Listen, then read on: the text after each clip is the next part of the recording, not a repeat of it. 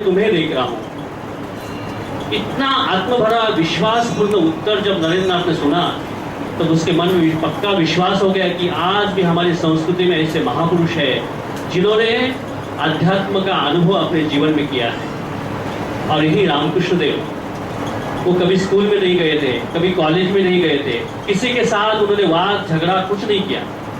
ऐसे विकृत समाज को उन्होंने यही बताया कि देखो तुम लोग झगड़ा कर रहे हो ना जिस चीज के लिए, आके देखो मैं जिस माँ की पूजा कर रहा हूँ वो माँ मेरे साथ बात कर रही है, उस माँ को मैं खिलाता हूँ वो माँ मेरे हाथ से खा रही है।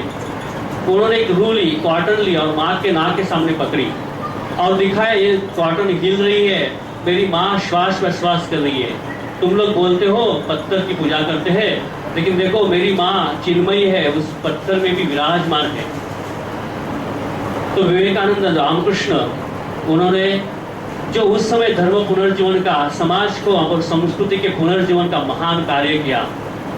कि विवेकानंद जी एक बार अपने गुरुजी को पूछते हैं कि गुरुजी मुझे समाधि बहुत अच्छी लगती है और ऐसा लगता है सब समय समाधि में जाके रहूं और खुद की मुक्ति प्राप्त करूं। अभी कोई भी आध्यात्मिक गुरु को ये सुनने के बाद आनंद होगा, लेकिन रामकृष्ण देव ने नरेंद्र को यही कहा कि नरेंद्र, मैं सोचता था कि तुम बहुत विशाल हृदय के हो, तुम वटवृक्ष जैसे विशाल हो, लेकिन मैं देख रहा हूं तुम एक स्वार्थी निकला।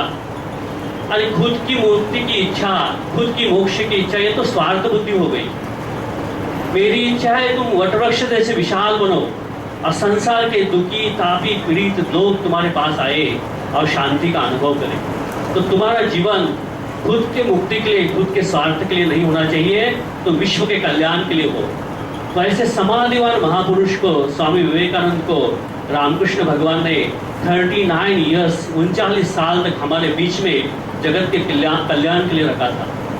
तो यही विवेकानंद जी जब भारत को जानने के लिए एक परिव्राजक सन्यासी के रूप में निकले, तो पूरा भारत उन्होंने देखा, पूरा भारत का समाज क्या है, भारत की वर्तमान स्थिति क्या है, उन्होंने जान ली। और 3 दिन तक कन्याकुमारी के विवेकानंद शिला पे 3 दिन तक भारत माता का चिंतन किया। उन्होंने वहां एक करुण दृश्य देखा। उन्होंने देखा कि एक महिला पानी में मछली पकड़ रही है, उसके 2-3 बच्चे जिसके शरीर के ऊपर फटे फूटे कपड़े हैं, वो बच्चे अपने माँ को कह रहे हैं माँ हमें भूख लगे है, कुछ खाने को दो। और वो माँ बता रही है बच्चा थोड़ा रुको, अभी हम मछली पकड़ेंगे, बाजार में बेचेंगे, उसके बाद में खिलाऊंगी। जब स्वामी विवेकानंद जी ने यह दृश्य देखा, उनके आंखों से आंसू आने लगे। उन्होंने कहा कि ये मेरा विशाल भारत देश, ऋषि मुनियों का देश, और आज भी मेरे देश में मेरे भारत माता के कई संतान भूखे सोते हैं। आज तक हम सन्यासियों ने समाज से लिया है, अभी मुझे समाज के लिए कुछ करना है। इसलिए उन्होंने कहा था भूखे पेट कभी धर्म नहीं होता। जो धर्म विधवाओं के आंसू नहीं पोंछ सकता, जो धर्म भूखा है उसको खाने को नहीं दे सकता, उस धर्म को मैं नहीं मानूंगा। तो यही विवेकानंद ये भारत माता के कल्याण के लिए उन्होंने अपना जीवन पूरा दे दिया। आज उनके देश प्रेम की, उनके जैसा स्वार्थ त्याग, उनके जैसा सेवा भाव ये आज हमारे युवकों तक पहुंचेगा तो निश्चित तौर पर स्वामी विवेकानंद जी का जो सपना था पूरा हो जाएगा। उनके अंदर बाहर भारत छोड़ के और कुछ था ही नहीं। उनके एक शिष्या मिस मैकलॉड, उन्होंने एक बार स्वामी विवेकानंद जी को पूछा था कि स्वामी जी आप मेरे गुरु हैं, मुझे आदेश दीजिए मैं आपकी क्या सेवा करूं।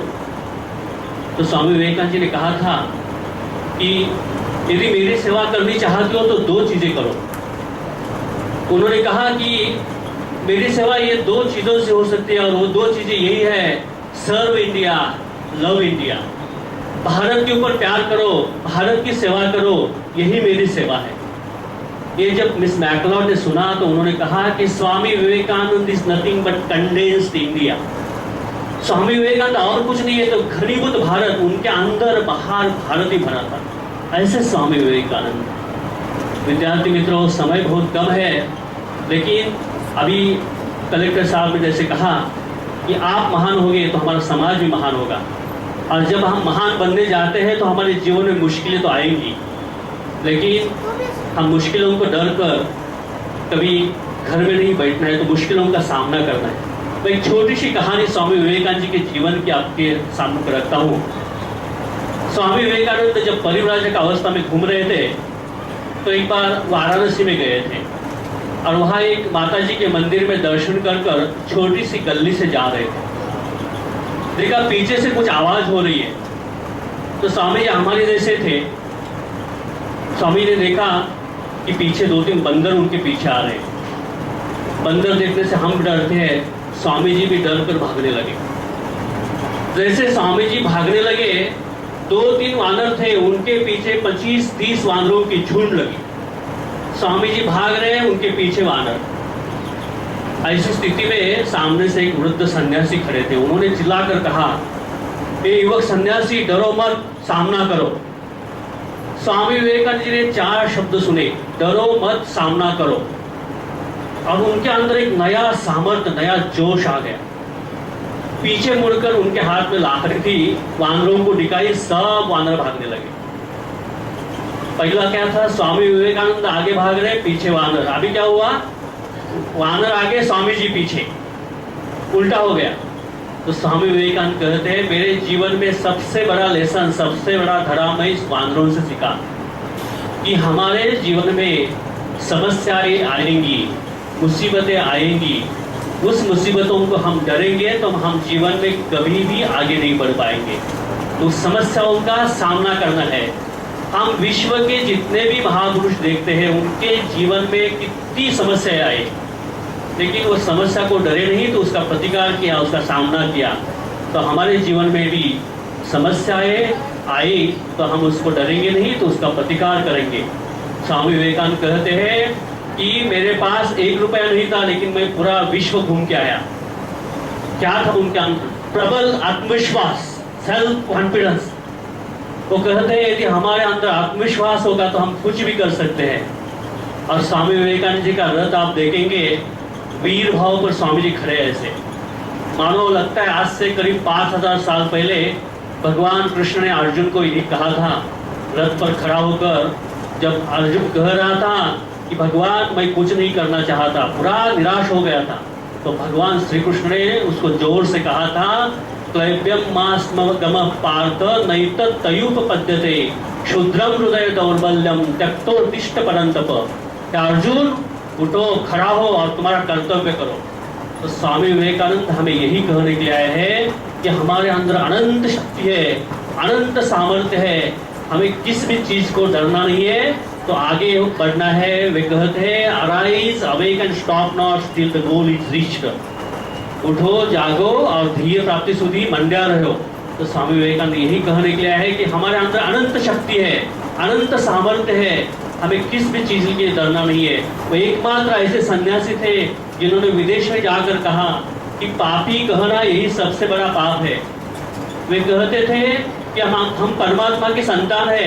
हमारे वेद उपनिषद कहते हैं कि शृण्वन्तु विश्वे अमृतस्य पुत्रा आये धामानि दिव्यानि तस्तु, माने हम लोग अमृत के संतान है, ईश्वर के संतान है। हम कभी भी खुद को दुर्बल नहीं समझना है।